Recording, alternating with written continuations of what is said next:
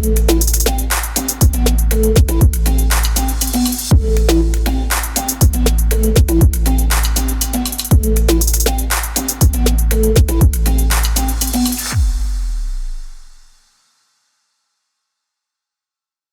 everyone, my name is Jake Sheldon, here again with Jonas Olson, the CEO of Pest, a $10 million pest control company. And today we're going to go into the components of a good offer and what makes that great. So without further ado, thanks for showing up. Appreciate you. Yeah, of course. Anytime, man. And just without further ado, let's just go right into it. Sure. What does the components of an offer look like, and why is that important to a pest control company? Yeah, for all the people that don't know who Alex Hormozi is, you guys should definitely watch him. I work closely with Alex. And of course, I've read all his books multiple times. And again, I've read all the Dan Kennedy books, old school, magnetic marketing, all the really good stuff. And the framework is basically the same, but I really like how Alex phrases it. Like he brings it home a different way. And it's like the customer's dream outcome, versus the most likelihood of achievement. So like basically saying is like, they're going to go pay for this thing. What's the dream outcome? Their dream outcome is they have zero issues with any bugs, right? Mm-hmm. For pest control. And what's the most likelihood of achievement? It's like, and that's over the time delay times effort and sacrifice. So what are they going to have to do? Hopefully nothing, but other than hopefully go to your website, book a call, or maybe they can schedule right through your website and you don't have to talk to anyone, you just show up. And then how long is it going to take them to not have any bugs? So in a perfect world, look at their dream outcome. It's like, hey, we're going to show up today, and you're never going to have bugs again. Mm-hmm. Most likelihood of that achievement ever happening is probably slim to none, because there's always going to be bugs out there, but majority of it, 90, 95%, we can reduce them seeing any issues. So that's what I like. I love that about Alex. Like he broke that down so simply, like it hit in my brain. I'm like, I just love how he phrased that. But going back to like what makes like a good offer is like you have to have a great headline. You have to have obviously a pain point. So pretty simple. Headline, I'm going to hit on that for a second. Yeah. Dan Kennedy says that if you're spending $1 on marketing, 80 cents of that dollar is all in your headline. That's how important it is. It's the same thing with knocking doors. You get 3 seconds, right? Right away, yeah. You get 3 seconds right away before someone kicks you out the door. So having that really good opening line, the headline of what the customer's having issues with and how you can control it. Mm-hmm. From there, it's just having an offer, right? Then you have to have whatever your offer is, whether, again, going back to the multiple offers that we just talked about in the previous episode. And then going on to like social proof. So what's social proof? Like reviews, right? The best reviews that I've seen, you can have more than one. Maybe you have, obviously you're going to have a bunch on Google. Let's say you're going with your marketing campaigns and doing postcards or whatnot. Or even on Facebook, just having reviews tied to it and tied to that specific area. So let's just say, again, it's XYZ Pest Control. Right, did our service, blah, blah, blah, it was amazing. And then her name, and then Chicago, Illinois, right? I love that part of it. You have to have a lot of social proof to like get people to buy in. Yes. The next thing is follow the crowd, right? Exactly, follow the crowd. And like if Miss Jones is doing it, you have 1,000 5-star reviews, or like, dang, this company's pretty good, right? Next is you have to have urgency and scarcity, which urgency is a reason to buy now. And there's always a reason to buy now, no matter what. If there's not, you make one, right? Exactly. And then scarcity. Again, scarcity is pretty easy. It's like maybe there's only 2 slots available today. Or maybe we're only taking 7 people on your block. Or maybe we're only taking the next 3 customers in your area. Or maybe it's the first 50 homes in your neighborhood. Make it so that there's a reason to call and there's scarcity. It's like, oh, bang. Like, I want to get on this list. This is a really good offer. I know some of my neighbors already did it. I need to get on now, right? And the next thing is a call to action, which is obviously one of the another most important part. Customers, or people in general, are trained to follow directions. So having a clear, concise way what you want them to do to move to the next part of the sale, whether that's to text this number or click this button or watch this video, whatever that thing may be, is to always have a call to action.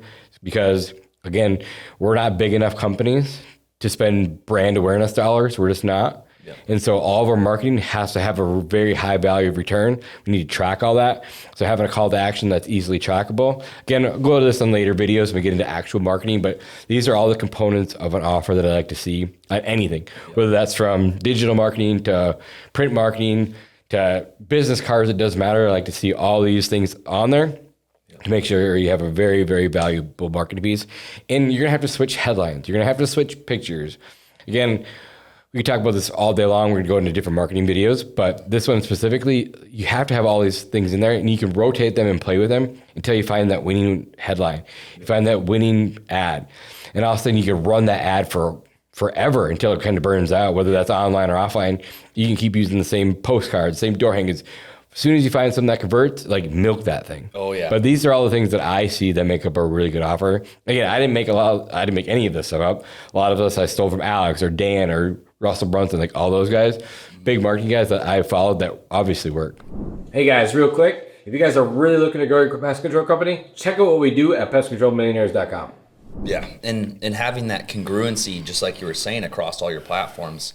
I know you get this question a lot. It's like, hey, what should I do for my my door hangers? What should I do for my mailers? What should I do for my Facebook, like Google ad, whatever it may be? Yeah. What you're saying, right, is that you can use those components that you had just mentioned, the call to action, you can use them on all of them, right? That's what I was saying. So like whether that's a flyer that you're going to hang inside of a marketplace, like in a bulletin board, like the structure is the same way. Whether it's Facebook ads, Google ads, any form of marketing, print, like every door direct mail, postcards, like I said, door hangers, all follow the same structure. And we're gonna break down each one of these individually from in our marketing, from email to door hanger to every door direct mail. We'll get more into that detail later, but for now, this is the actual structure I like to see on every piece of marketing. And again, every piece of marketing that goes out always has to have an offer.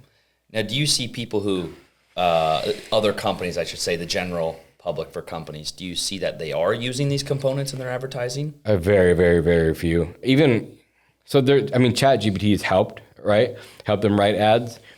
But you still have to prompt these ads. Mm-hmm. So they're just like, hey, write me this ad. All of a sudden you see 6,000 emojis. Like, well, I know what wrote that. It's ChatGPT. And I'm not saying not to use ChatGPT, but ChatGPT is very noticeable these days. So be very intentional of what you're prompting that thing to do. And right now, AI takes prompting.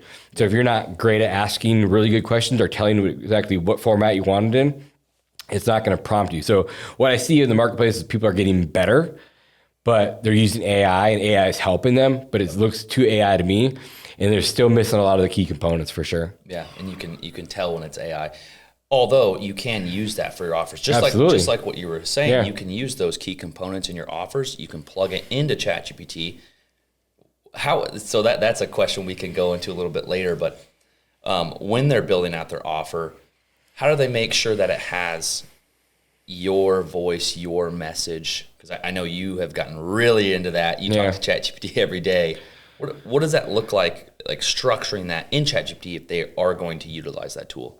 Yeah, again, like you could tell ChatGPT, like I want to use the framework that I just gave you, like word for word, like the exact framework, and it's gonna give you pretty good response right away. And then from there is detailing. It gives you again, ChatGPT is really good for the most part, but even when it gives you a response, like it doesn't quite hit home. So you always got to play with it and keep prompting and keep prompting and keep prompting it until it's just right. Like I'll usually write it, like I'll usually talk to ChatGPT for quite a while, and it knows my voice, knows my tonality, knows what I'm looking for. So it knows what I'm talking about marketing. I have a whole different file just on the marketing side of the exact verbiage that I want. And you can literally tell it to do, like, I want David Ogilvy, or I want Alex Hermosi, or Russell Brunson. I want it to sound like them, act like, whatever you want it to be. But hey, I want it to sound like, I don't want it to be AI written. Or asking questions like, what am I missing on this thing? What could make it better? What could make it convert 1% more? And so asking all these questions through ChatGPT to help you write them out is definitely helpful. I still like to write my own ads. I use ChatGPT to guide me, but I still like to actually write my own ads. So great stuff. So when you're looking at those different components, now are you combining like your core services, doing add-ons, are you doing any guarantees with these offers? Can you tell me a little bit more about Yeah. that? So again, we talked about this before too, and I think guarantees have like kind of got played out. But making so sure that you have a unique selling proposition on there, USP is what we call them, something that makes you different than anyone else. That can basically tells you that, hey, I'm going to go guarantee this, but in a different format. So I like to have those on there too. Again, like if there's no risk to this person signing up, so let's just go back to the old analogy of like it's 100% satisfaction guarantee. Which, okay, cool. Well, you could say like you'll have no weeds in the next 30 days, or I'm going to come back and do the service for free. Like, what sounds better, 100% satisfaction guarantee, or hey, if you see any mosquito is a bad one. But say if you see any weeds in the next 30 days, we'll come back out there and service for free. Or if you have any, it's much more clear. Yeah, if you have any more cinch bugs, we'll come back out there. It's our fault. We'll service your entire property for free, something like that. Without saying, ironclad 200% money back guarantee, or I'll pay. Like that's all stuff's all played out. Mm-hmm. But how can you rephrase that to make sure the customer knows that you're going to guarantee it without actually saying those words? But it's like, hey, if you're still seeing issues within the next 30 days, we'll come back out there and service it free.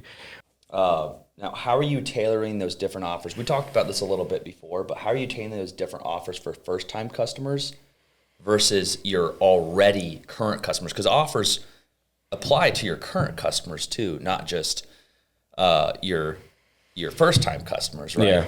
Which we could go down a rabbit hole on that section, which we will jump into that. Mm. But are your tailored offers different for each one? Yeah, it's different for each spot in the pipeline that they're in, right? Yeah. So if they're already a customer, they're going to get a totally different campaign, totally different offers.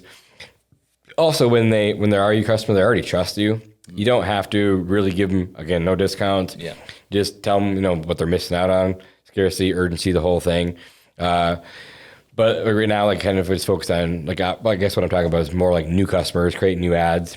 But again, you're still going to create ads. You're still going to have campaigns for internal or for customers that are already there. But it's structured roughly the same, but it's just a different model for sure. Love that. Well, just to condense that real quick, guys, he went over a lot of really, really good stuff.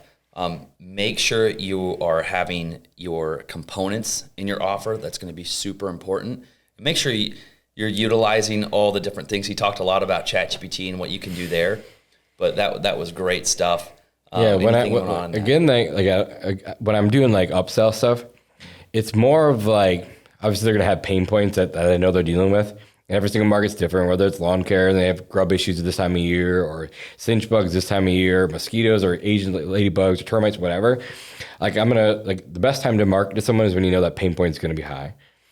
And so that's really as soon as the issues hit, it's like when we want to be thinking about marketing. So if like you're thinking about what's happening right now, you're already behind the 8 ball. You want to have a game plan. You want to have a marketing calendar laid out for the entire year that's just automated, right? Yep. And where I was going with this, like when it comes to upsells, I like to have like stories. So one of my best upsell campaigns, this is a true story.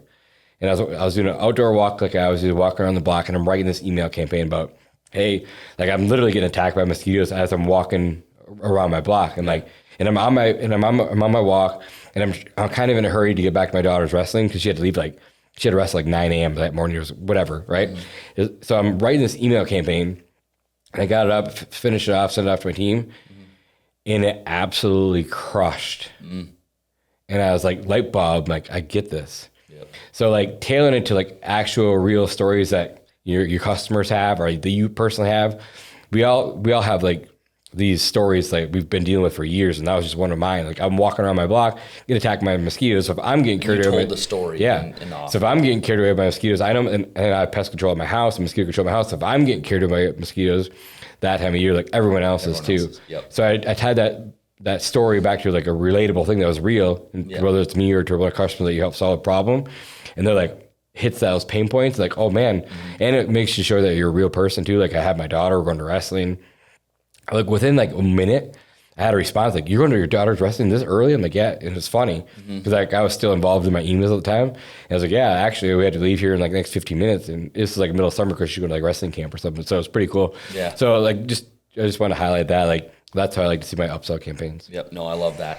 I do have a quick short story to share about that with like offer building. you had mentioned that there's different times of seasons that you want to do different offers. Yeah. I was running a pest control company, owned a pest control company in Kansas City, and I was having troubles getting a lot of people coming through my pipeline, and my Facebook ads were killing it in previous months. And for some reason, my offer wasn't working anymore. It died out, just like you said. Like, I was milking that offer for a really long time, and it was working very well, but then it died. So I was like, gosh, what's going on? So I did what we talked about in other videos is I went to Google, looked at what people are talking about, and a lot of people were talking about stink bugs. And so then I made a stink bug offer, and it just absolutely killed it for like another month to 2 months. Right. And so I think it's important when you were saying is you want to have different offers throughout different years, different time periods is really important that people aren't thinking about. Right. So and that's why I said if you're thinking about what's coming out this week or next week, you're probably behind the 8 ball. Yeah. Like think of every season that you're going to go through this year, and then every issue that people are going to have that you're going to have to solve, and start creating campaigns now about that for next year. Yep. Super important. So good stuff. Well, appreciate you sharing us that. We went over a lot on offering. So if you guys aren't doing any of that, you need to be now. You're missing out on a lot of money if you're not doing these offers. And thanks for sharing that with us. Of course. See you later.